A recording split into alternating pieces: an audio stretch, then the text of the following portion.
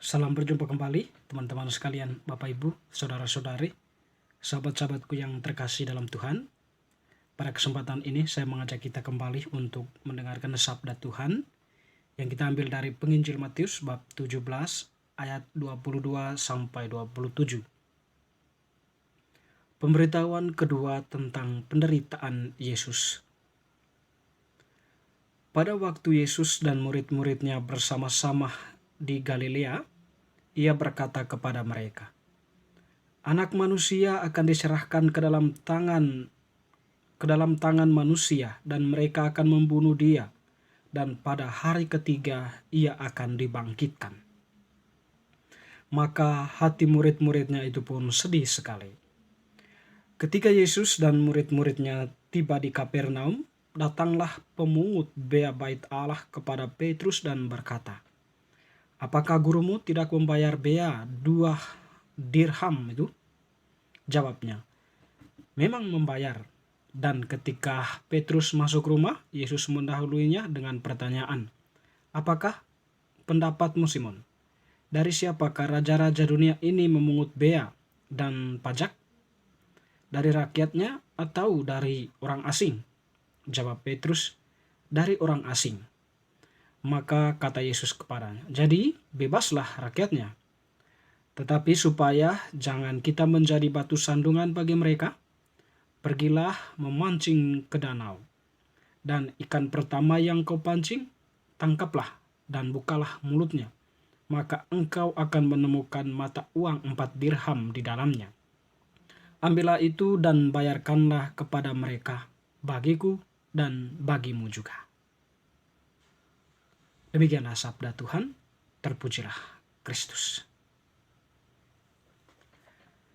Bapak Ibu Saudara-saudari, sahabat-sahabatku yang terkasih dalam Tuhan, penginjil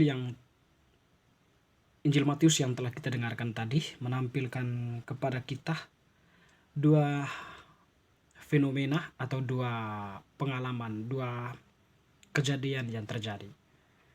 Yang pertama berkaitan dengan Yesus yang memberitakan tentang penderitaannya. Yang kedua, jadi dalam konteks ini Yesus memberitahukannya itu kepada murid-muridnya.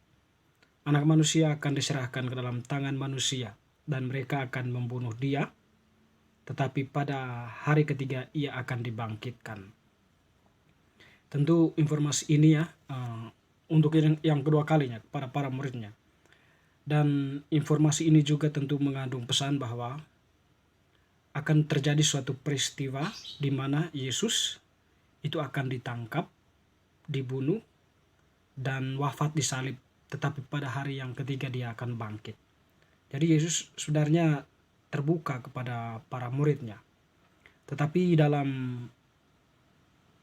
pengalaman para murid mendengar pemberitaan Yesus itu, mereka tentunya merasa sedih. Dan harapan mereka peristiwa itu tidak terjadi kepada Tuhan. Sebab mereka di suatu sisi melihat Yesus itu sebagai orang yang berkuasa. Jadi mereka tidak percaya akan suatu peristiwa yang terjadi dengan Yesus di mana dia akan mengalami penderitaan. Tapi di sisi lain mereka juga tidak menginginkan agar hal itu tidak terjadi. Kalau Yesus seandainya meninggal, tentu mereka akan kehilangan posisi sebagai pengikutnya. Jadi memang ada dua pertentangan atau ada dilema dari para murid ya. Tetapi semuanya itu pikiran mereka hanya terfokus kepada manusiawi mereka. Mereka tidak mampu melihat hal di balik itu yang dilakukan oleh Yesus itu ya. Untuk apa? Mereka belum sampai ke sana sehingga mereka hanya berhenti pada kesadaran manusiawi mereka. Lalu fenomena yang kedua, Yesus tadi berbicara atau penginjil Matius ini berbicara tentang Yesus membayar bea untuk bait Allah. Ya, jadi ketika mereka pergi ke Kapernaum, datanglah pemungut bea bait Allah kepada Petrus dan berkata, "Apakah gurumu tidak membayar bea 2 dirham?" Tentu ini merupakan kewajiban bagi orang asing, sebab mereka itu Yesus dan murid-muridnya itu ya orang asing ya. Jadi ketika mereka masuk Kapernaum, terus masuk ke kota itu, mereka harus membayar bea ya untuk bait Allah.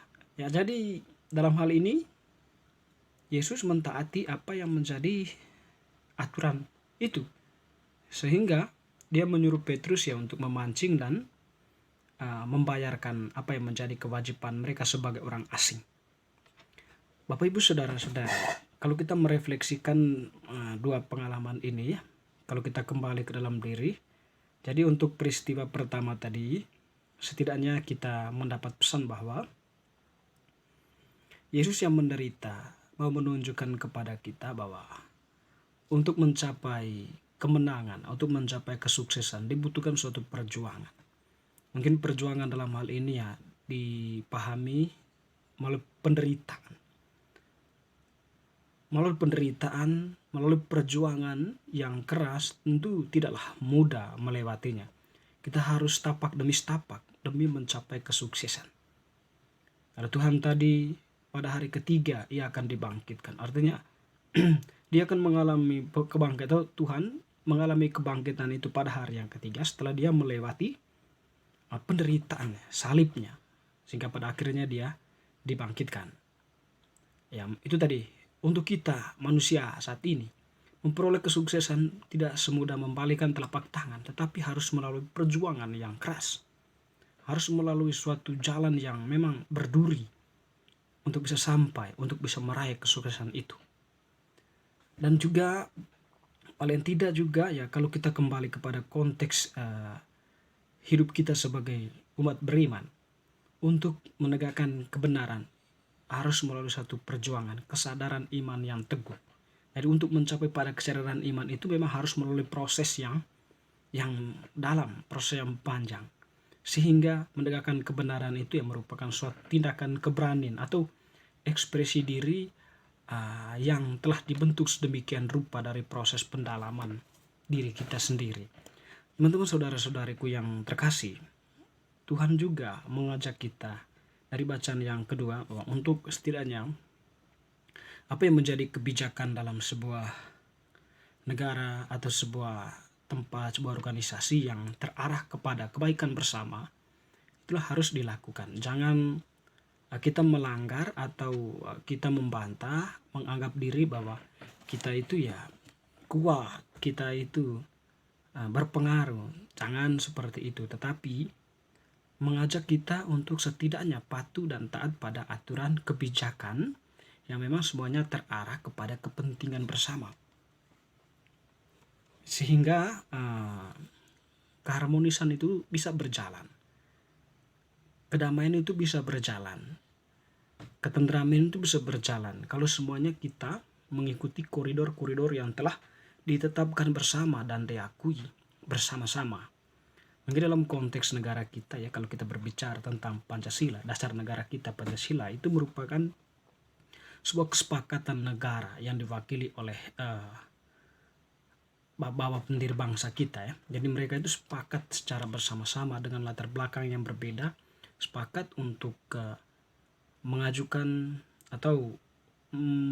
Pancasila itu sebagai dasar negara Indonesia. Ketika sebuah dasar nilai universal yang menyatukan nilai-nilai yang ada atau menyatukan keberagaman yang ada di Indonesia ini di dalam tubuh Pancasila itu, sehingga perlakuan terhadap setiap warga negara itu sama ya, tidak ada yang berbeda, sebab kita ini ada di tanah yang sama, tanah tumpah darah bangsa Indonesia.